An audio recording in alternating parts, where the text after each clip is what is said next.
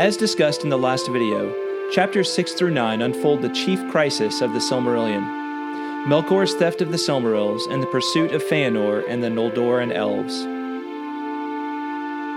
The next section of the book, chapters 10 through 17, shifts the action from the Blessed Realm of Aman to Beleriand, the land to which Melkor has fled. These chapters tell of the convergence of the Noldor, the Sindar, men and dwarves, and Beleriand, and the various realms they found, as well as the ongoing struggle against Melkor, known for the rest of the book as Morgoth. In this video, we will explore the key events of these chapters.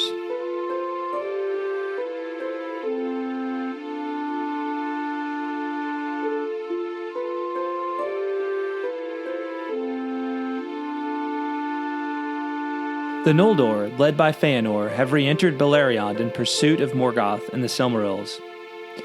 Chapter 10 brings us up to speed with the elves that already inhabit Beleriand, especially the people of Thingol, aka the Sindar, and what has transpired in the many years since their brethren departed Beleriand for the Blessed Realm. Recall that the Sindar were Teleri elves who did not make the final journey to the Blessed Realm. Countless years have in fact elapsed since then, and the chapter recounts the establishment of the Sindar kingdom of Menegroth, of the Thousand Caves, with the aid of the first dwarves. The chapter also relates the first battle of Beleriand, in which the Sindar join with the Noldor to do battle against Morgoth's forces and achieve a limited victory. In this chapter, we also learn that Thingol's wife, the Maya Melian, uses her powers to establish a barrier of enchantment around the realm of Doriath to keep out intruders.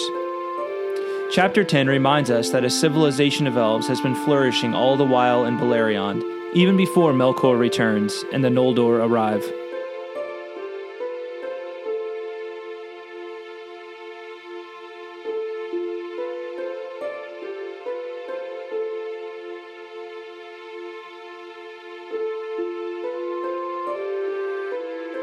With the hurricane of catastrophes brought on by Morgoth's murder of the two trees subsiding, the dust is settling, and the Valar have some decisions to make. Chapter 11 of the Silmarillion deals with the creation of the sun and the moon, as well as the hiding of Valinor from the peoples of Beleriand and all other lands. With the two trees dead, Middle-earth has a light problem. While the two trees themselves are irreplaceable, a fruit and a flower remain from them. The flower becomes the moon, while the fruit becomes the sun. Furthermore, we see Morgoth begin to weaken. Having obtained the Silmarils, he is becoming lazy. Instead of going forth to wreak havoc himself, he instead makes his minions do his dirty work for him. However, as he does so, his own power slowly dissipates. In this, we find a great salient point that is reiterated time and again in the works of Middle-earth. Evil, though at times overshadowing, is in fact a passing and limited thing. Finally, in response to the rebellious flight of the Noldor, the Valar shut the door against them, enacting a ban against any person seeking to enter the Blessed Realm.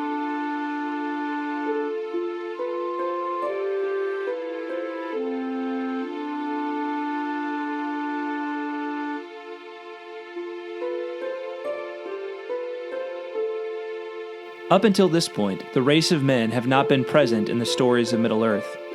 However, with Chapter 12, we learn that they, the younger and mortal children of Iluvatar, have awakened.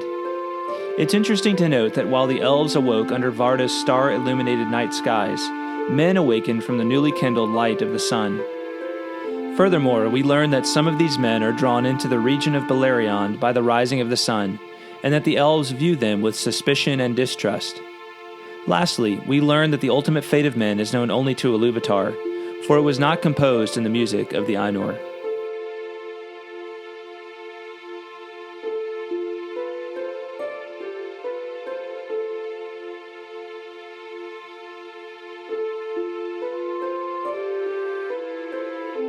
With Chapter 13, the action begins to pick back up again.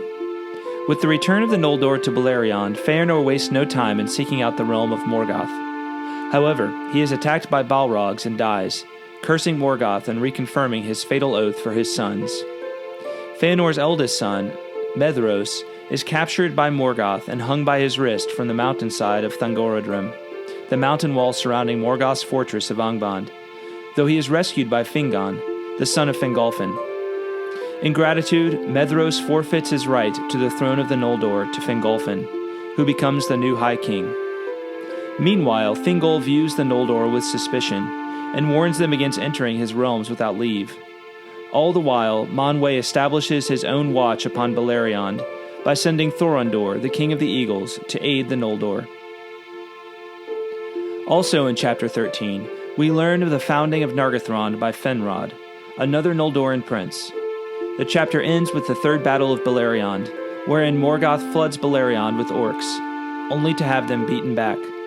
While the elves established a long-standing siege of Angband, leading to a period of peace in Beleriand, Morgoth begins fashioning Glaurung, the first of the dragons, for future plans.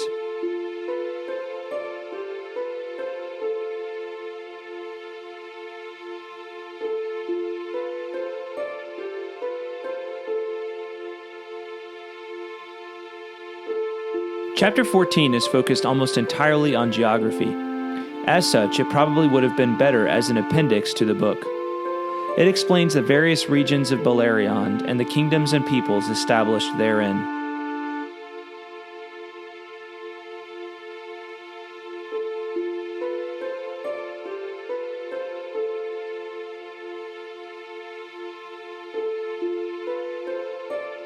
With Chapter 15, the relative peace of the Siege of Angband continues in Beleriand. However, some key developments occur. First, Turgon, one of Fingolfin's sons, establishes the secret and glorious city of Gondolin in the valley of the encircling mountains, between Doriath and Angband. Second, Galadriel, a Noldoran princess, comes to dwell in Doriath for a long period, where she learns much from Melian. Finally, Thingol learns the dirty secret of the Noldor, that they slew many of his Teleri brethren before departing the Blessed Realm. This, of course, leads to a great deal of friction between the Sindar and the Noldor going forward.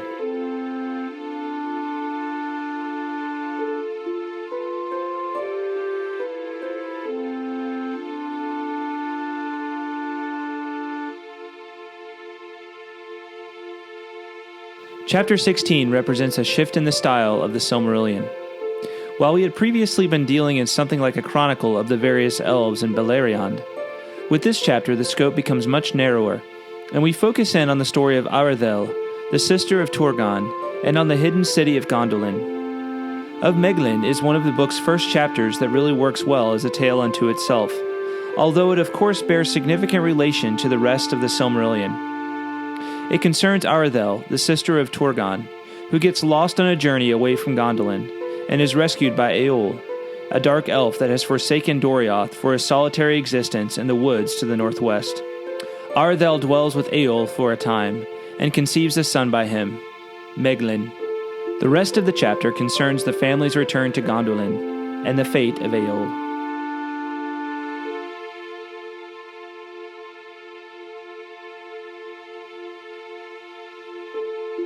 In Chapter 17, we learn that men have entered into Beleriand and about the beginnings of their relationship with the elves.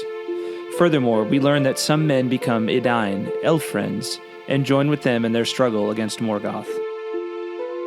With the completion of Chapter 17, the stage is set for some of the most exciting stories of the Silmarillion, as well as the epic climax of the First Age. In the next video, we'll examine Chapters 18 through 24 of the Silmarillion, which depict the forces of Morgoth breaking the siege of the elvish armies. If you'd like a longer discussion of the topics explored in this video, check out my podcast, The Tolkien Road, which includes long conversations about each chapter of the Silmarillion, as well as many other Tolkien works. You can also find handy text guides to each chapter at SilmGuide.com. Check out the links below for more info. Make sure to subscribe to this channel by clicking the subscribe button below, and click the alerts icon to get notified when a new video is released. Thanks for watching, and until next time, Namarye.